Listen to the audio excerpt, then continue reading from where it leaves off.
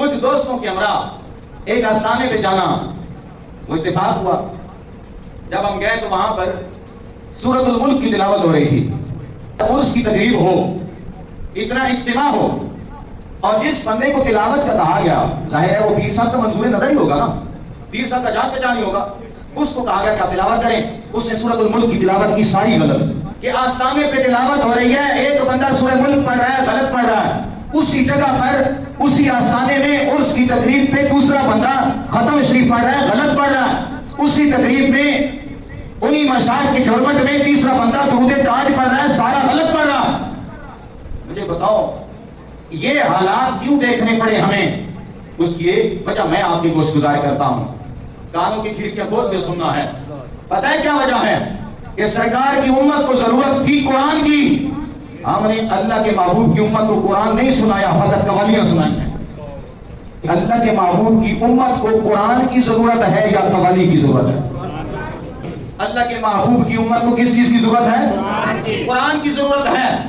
آپ کسی آستانے پہ جا کر کسی پیر سے پوچھو پیر صاحب اللہ کے محبوب کی امت کو قرآن کی ضرورت ہے یا قوالی کی؟ وہ کہے گا قرآن کی ضرورت ہے۔ تو پھر آپ ان سے سوال کریں کہ پھر آپ اس ضرورت کو پورا کیوں نہیں کر رہے؟ آپ اس ضرورت کو پورا کرنے سے کیوں عاجز ہیں؟ ہمیں اللہ کے محبوب کے دربار سے قوالی نہیں ملی، اللہ کا قرآن ملا ہے۔ صدیق اکبر نے ساری زندگی لبوں پہ قرآن کی تلاوت کو سجایا ہے، فاروق اعظم نے اللہ کے محبوب کی امت کو قرآن سنایا ہے، عثمان ذوالنورین نے ساری زندگی رب کے قرآن کی تلاوت کو لبوں پہ سجایا ہے، مولانا مرتضیٰ نے ساری زندگی قرآن کی تلاوت کو اپنا معمول اور شعار بنایا ہے، حسن و حسین نے قرآن سے وفا کی ہے۔ میرے بھائی ہمیں دربار رسالت سے قوالی نہیں ملی، اللہ کا کلام ملا ہے۔ کیا ہو گیا ہے؟ آستانوں پہ تلاوت پہلی باتیں ہوتی نہیں، اگر ہو بھی تو 2 منٹ کی یا 5 منٹ کی، وہ بھی غلط، اور قوالی کے لیے آدھا گھنٹہ ہے، قوالی کے لیے پورا گھنٹہ ہے۔ تم 1-2 منٹ کی یا 5 منٹ کی تلاوت کرواتے ہو، گھنٹوں قوالی کرواتے ہو، تمہیں شرم نہیں آتی؟ کل قیامت والے دن اگر اللہ کریم نے تمہیں اپنی بارگاہ میں کھڑا کر دیا کہ بتاؤ میرے کلام کے لیے تو تمہیں 5 منٹ میسر تھے، اور جو بندوں کا کلام تھا اس کے لیے تم گھنٹوں حاضر رہے، کیا جواب ہے؟ اللہ کے کلام کے ساتھ اتنی بے وفائی ہے۔ میرے بھائیوں یہ باتیں اگرچہ کڑوی ہیں، اگرچہ یہ دوا کڑوی ہے، مگر صحت کو لازم ہے، شفا اسی دوا میں ہے۔ میٹھی تقریریں مجھے آتی بھی نہیں، میٹھے بول میں بولتا بھی نہیں۔ حضور کی امت کو قرآن کی ضرورت ہے یا قوالی کی؟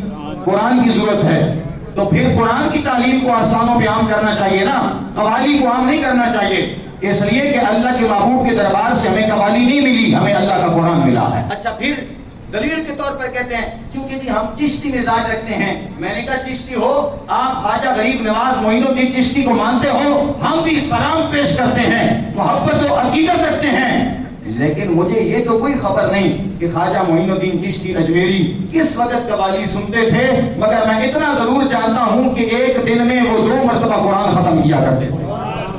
اگر آستانوں سے ہمیں قوالی نہ ملی ہوتی، اللہ کے قرآن کی تعلیم ملی ہوتی، مصطفیٰ جان رحمت کی شریعت کی تعلیم ملی ہوتی، تو پھر آج امت محمدیہ کا سر جھکا ہوا نہ ہوتا، سر فخر سے اٹھا نظر آتا۔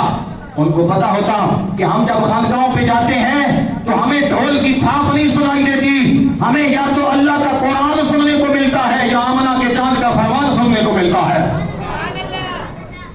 کاش کے آستانوں میں ایسا ماحول بن جائے کہ فجر کے بعد درس قرآن ہو جائے، ظہر کے بعد درس حدیث ہو جائے، عصر کے بعد فقہی مسائل پر کلام شروع ہو جائے۔